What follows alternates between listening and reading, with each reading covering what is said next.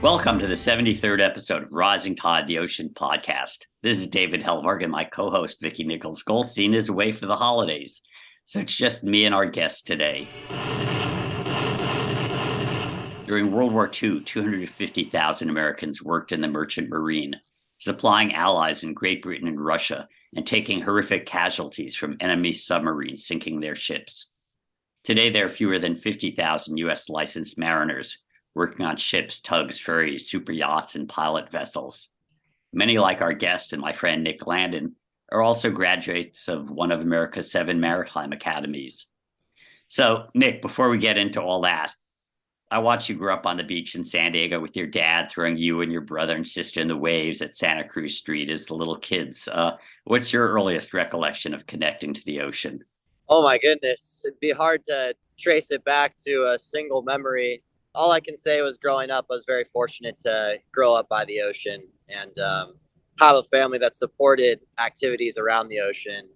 I remember as a very young child, every day when my dad would come home from work, he would always come home and he'd say, "You guys ready to go to the beach?"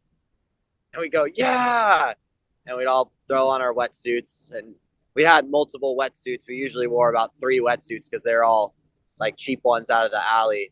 We'd throw on about 3 wetsuits and we'd run down the beach, and I would just run into the water about 100 times every time I went down to the beach. You're on the deck of a ship right now, and it's sounding like that. Before you got there, your history was you were surfing and you were fishing. And fishing, I remember, started early. You started working on a charter boat, a fishing charter boat, when you were like 13 or something, right?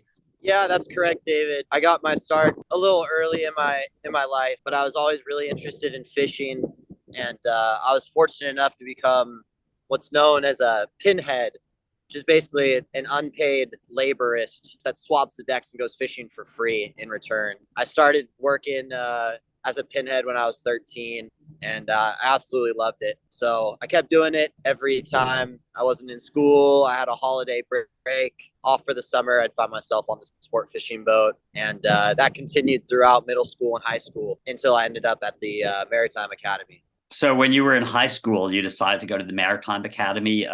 What was that process? I was very fortunate to hear about the Maritime Academy, kind of like you alluded to earlier in the podcast, that the maritime industry is a very small, not very well known profession nowadays. So it's almost like you kind of hear about it from someone else. And that's exactly what happened in my case. Someone I knew from sport fishing actually had told me in my junior year of high school, "Hey, you should look into the California Maritime Academy. I think it would fit your interests. You should check out the school." It was actually a student at the time who was from sport fishing. And as soon as I went to the school in Vallejo, I instantly knew that was the route that I was going to take. It just fitted all of my interests. And I was amazed that I could go to college and get a 4-year degree and also receive a captain's license in the process. So it was really a turning point in my life and a moment I'll never forget. And so it's up in Vallejo in Northern California. Is the ship attached to the campus? How is it different going to Maritime Academy from a liberal arts school? Wow, that's holy smokes. How much time do you got, David? The Maritime Academy is very interesting, right? So you sign up for a 4-year program. It's a part of the California State University system. So it's the same cost as Chico State or any other CSU in California. However, you're following a set of guidelines when you go to a Maritime Academy, right? So you're following a drug testing routine. You're wearing uniforms. You have daily formations where you show up in the morning, salute the flag. It's a much more time commitment than I would say a normal college is. You're required to gain sea time as well as take your classes. You take a impacted class load, almost 155 units that you take over the 4 years. Regular classes like history, mathematics, science, chemistry, as well as rules of the road, ship stability, GIMDIS, radar. So those ship classes are also intertwined with your regular college type classes. Okay, you said GIMBITS? GIMDIS, yeah, Global Marine Distress Information System. So GIMDIS is basically your radio system. If you get in trouble, you're going to send a GIMDIS call. connects you to the outside world when you're in the middle of the ocean. Do you learn MARPOL? Do you learn about rules for pollution and waste? Yeah, absolutely. All of that is a part of the Maritime Academy's training. To gain your license, you have to go through a series of 7 tests put on by the United States Coast Guard that test your knowledge in different areas: chart, plot, ship stability, rules of the road, just to name a few. If you can pass all 7 tests, then they give you your license. So you started on rowboats, and then you had the Golden Bear. Tell us about your at-sea time as a Maritime Academy cadet. Yeah, absolutely. So as a freshman, you're absolutely correct, David. They start you in a rowboat, and it's called marine survival. Basically, they want to make sure that if you have to abandon ship, you can operate the smallest vessel, the lifeboat. So we have training lifeboats. You learn how to row. From there, you go into small boats, center consoles, single screw type boats, 30 to 40 feet long. Eventually, you work your way up to a summer training cruise, which is on the 500-foot Golden Bear, which is dockside at the college. And you operate that vessel on 2 60-day training cruises that go to various places. My first cruise, my freshman year, was all the way over to Portugal. We left from San Francisco Bay. We went south through the Panama Canal, across the Caribbean, across the Atlantic, eventually ending in Portugal. So you get a wide variety of different training. And like I said, you have to gain a certain amount of sea days before you're eligible to test. Once you have your 360 sea days, they let you take your licensure test. And what did you do for recreation on your weekends or time off at the Maritime Academy? Vallejo is a great place. It's very well positioned in the Bay Area for a lot of different things. I'm an avid surfer, so I'd find myself down at the beaches of Ocean Beach, Fort Cronkite, Point Reyes, Santa Cruz. I also avid fisherman as well. We'd fish the San Francisco Bay quite a bit and surrounding lakes in the Eastern Bay area. It's very close to Kirkwood and the mountains over there. Lots of camping, hiking, really just outdoor activities. And the Maritime Academy is a smaller school. My class was 90 students in the deck department my year. So you really become close friends with your comrades. And I found that a lot of my friends had similar interests. A lot of my friends surfed, a lot of my friends fished. So we were all like-minded, that we enjoyed spending time on the ocean and we wanted to work on the ocean for the rest of our lives. So a bunch of watermen and women, young men and women who also have great opportunities coming out of college, that there's a lot of jobs apparently available. What kind of work do you get coming out of the Maritime Academy?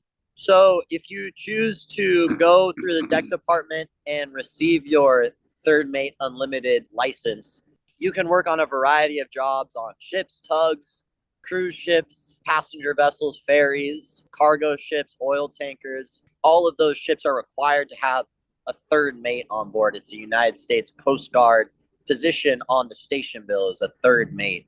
That's a required position that all ships have. So they need you. The license, like I said, takes time to get, sea days and specialty training that only a few maritime academies offer in the United States. There's only 7 maritime academies in the United States. There's only 1 on the West Coast. So with that license, you become a third mate fairly easy out of school. Right now is a great time to be joining the industry. I got extremely fortunate and lucky. It couldn't be a better time to be a third mate wanting to work.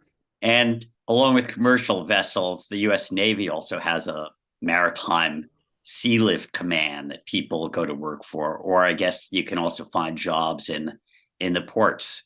Absolutely. There's a variety of industry potentials. Those that do not want to sail find themselves doing husbanding jobs like being a ship's agent, being a logistics manager for shipping companies. There's a lot of shoreside opportunities at all of the shipping companies that operate. Ports are becoming a huge thing. As a lot of people found out, logistics is something that, the United States lives and dies by. Jobs in all of those fields are filled by maritime graduates, whether it's logistics, ship operations, working on ships, working for shipping companies, working in the ports that support shipping. all of those jobs are filled by, people with maritime expertise. So a couple of your years at the academy were during COVID and the COVID lockdown. So I guess you were one of the lucky cadets who actually got a summer internship on board a ship. A lot of people weren't able to. What'd you do and where'd you go? My summer of 2020 was my cadet internship. So one of the summers at Cal Maritime, you take everything that you know and you hit the industry, if it will, and you get your first job as a cadet. So that's another position that you can get on a ship. And it's basically someone that's at the academy still who's learning and rides along for an apprenticeship, an internship, and you become a cadet, a deck cadet. So I was lucky enough to become a deck cadet. We were trading from the Puget Sound up in Washington State down to San Francisco Bay.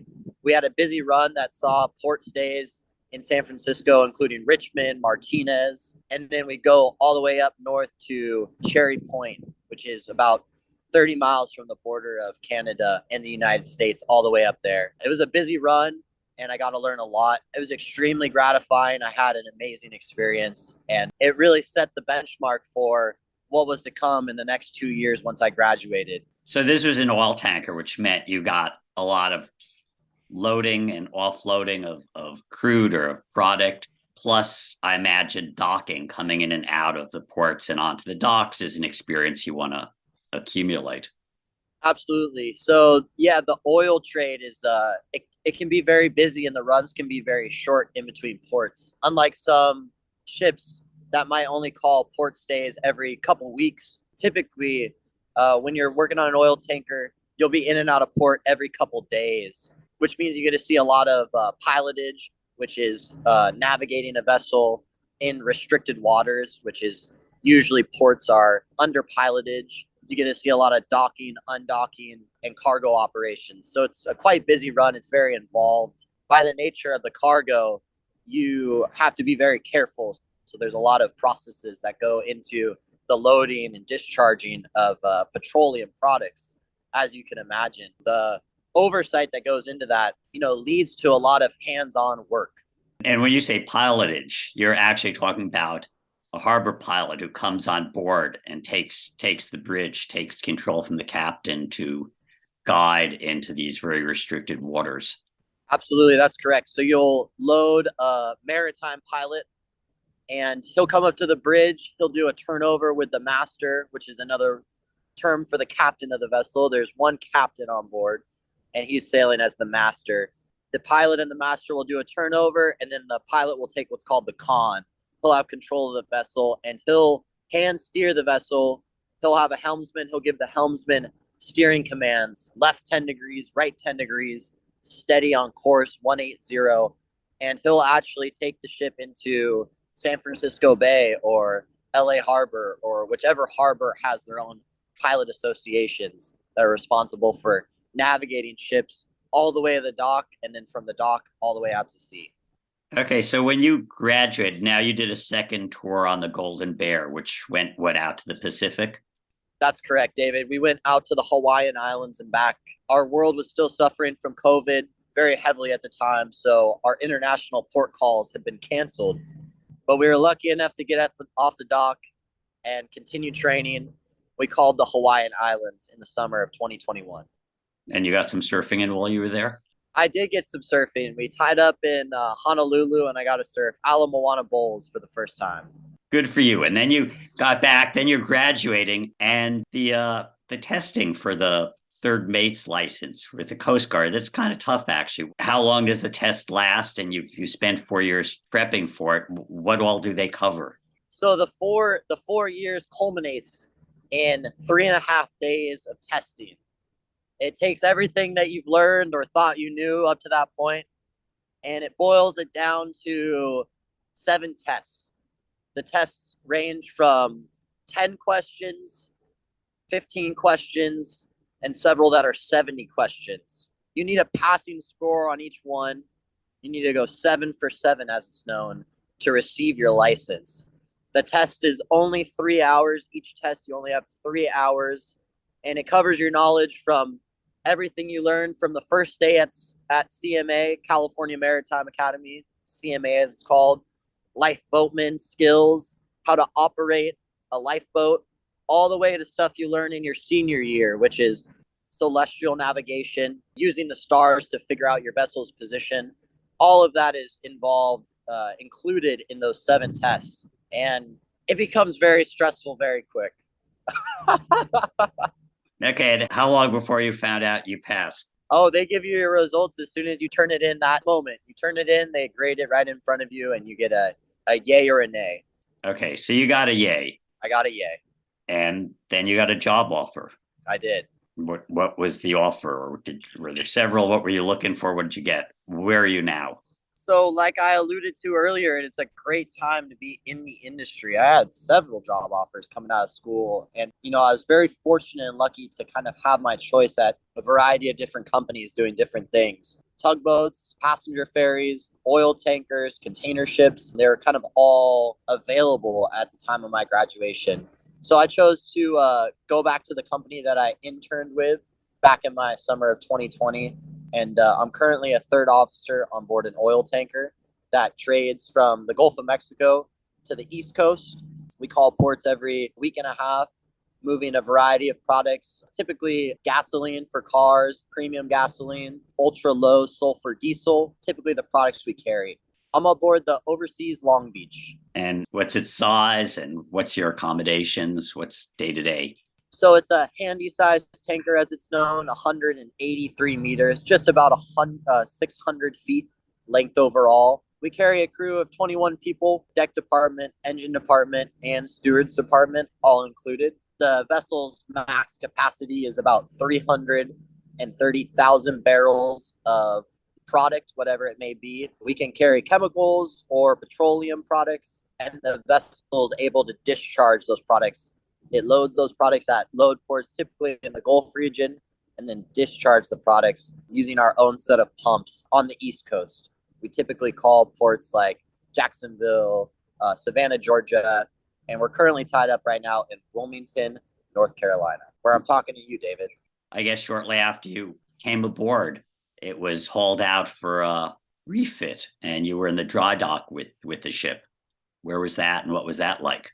So ships typically every 5 years will get hauled out of the water in what's known as a dry dock and undergo a series of repairs. A lot of them are actually environmentally focused. So this last time we were in the Grand Bahamas shipyard in Freeport, Bahamas. We actually stripped the hull of all its paint down to bare steel and put a very specialized coat of paint along the hull to reduce the friction between the ship's hull and the water that it passes over in an experiment to try to lower the daily emissions that this ship would burn underway.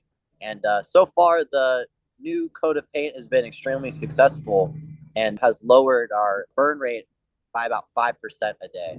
So because there's less friction between the ship and the water, your fuel consumption's dropped about 5%. And it was just as simple as a specialized coat of paint that had came on the market in the last couple of years, a specialized coat of paint that was applied to our hull. And you sort of got a more complete view of the ship inside and out then when it was up in dry dock. They say that if you're a part of the real crew, you'll go to the dry dock because it definitely tests your shipboard knowledge and your will to work. Freeport, Bahamas in the summertime can be extremely hot and extremely humid. I think it would be about 15 seconds from the time I left the air-conditioned interior of the ship, 15 seconds going outside, my clothes would already be completely sweated through. We'd work out on deck from 8 in the morning till 10 at night. And the guys at the shipyard have lights that shine on the ship, and they work 24 hours the entire time you're there. So an experience. You were inside and outside the hull and by the props, and we'll get a picture of that. Absolutely.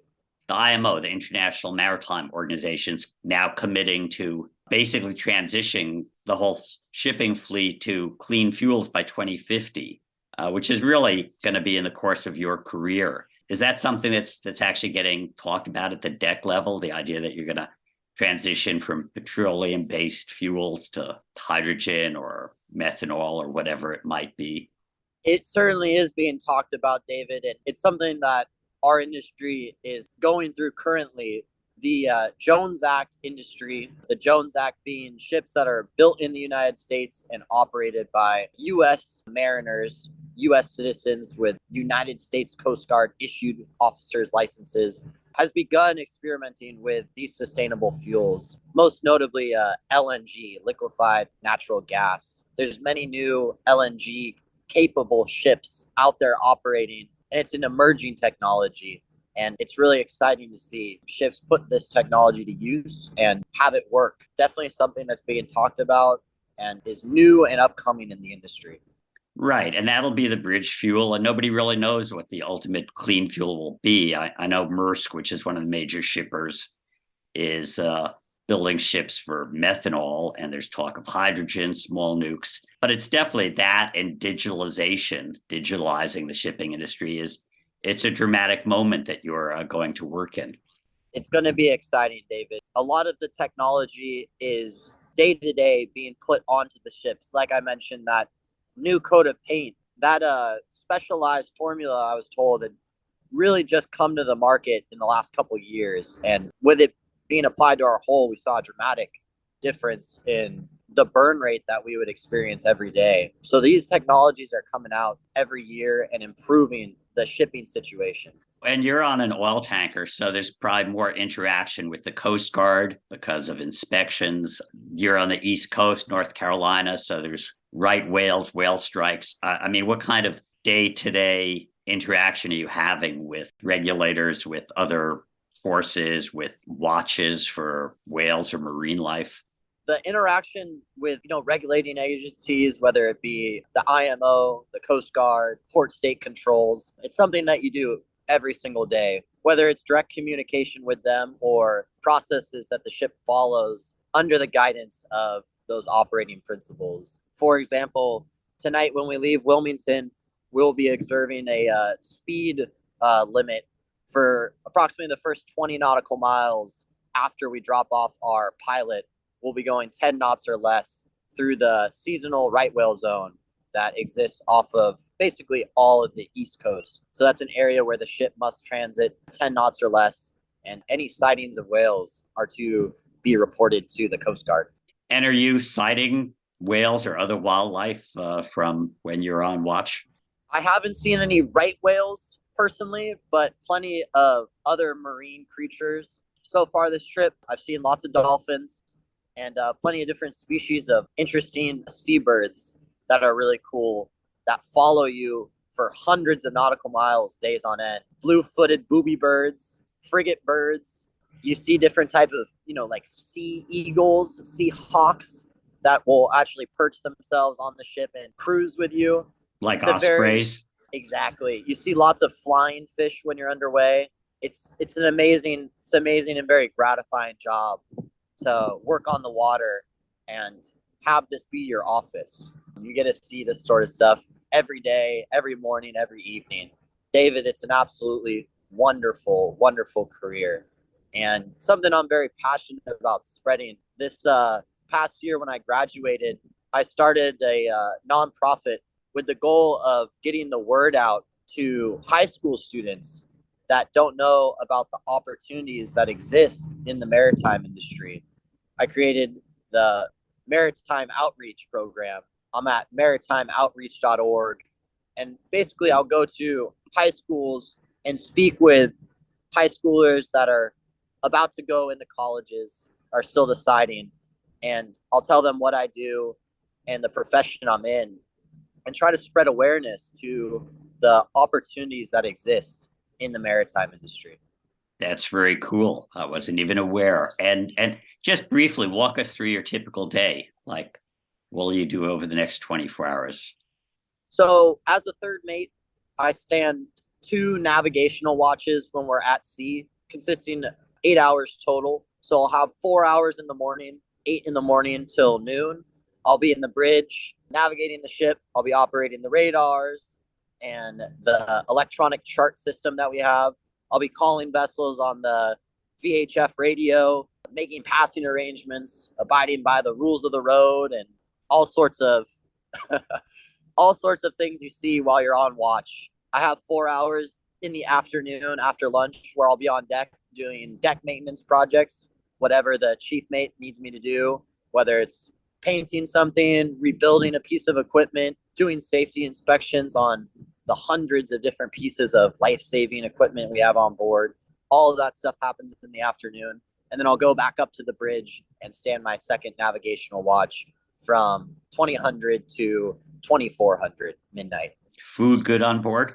The food's extremely good on board. As I said earlier, we have a full stewards department, 2 dedicated chefs just to feeding the crew. You get 3 free meals a day, excellent food. There's a gym on board where you can work out. The TVs in the rooms work. You have your own bathroom, nice colored TV, and a warm bed to sleep at night. And it's all part of the accommodations on the ship. And you just had some short time in Savannah, Georgia. When's your next break? So we'll be leaving Wilmington and we'll be going back to the Gulf. So we'll be headed for Corpus Christi, Texas. This past trip, we stopped in Jacksonville, Florida, Savannah, Georgia, and Wilmington was our last stop. And I was fortunate enough to get off of the ship in Savannah and check out the local town and community. It's really cool working on these ships. You can really get to see some different places. And finally, if you're in front of this high school class that doesn't know anything about the maritime industry, what's your sort of elevator pitch to a high school kid looking to maybe consider a maritime career? I usually just start off with the fact that I never wanted to work in an office, David. I never once told myself that working in an office was for me and that I would be doing that 9 to 5 every day. Another thing I hate is being stuck in traffic, going to and from work. David, I never have that problem here. If you really love the ocean, you love being around the ocean, there's no better career for you. Nick, I got to say, I'm pretty proud of you, and I'm glad that you were able to join us again on the Rising Tide Ocean podcast. David, thank you so much for having me.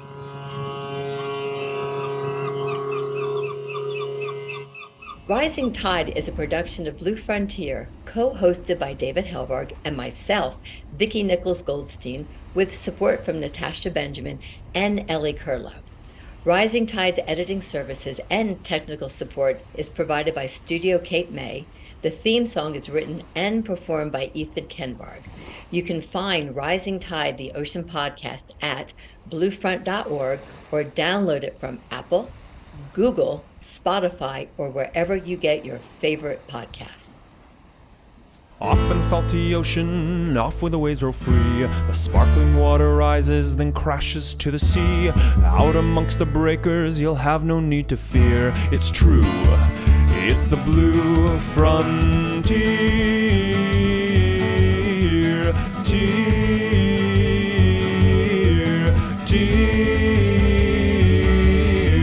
Off in the salty ocean, off to the Blue Frontier. Sparky, come here, buddy. Sparky! There you are. Good boy, Sparky.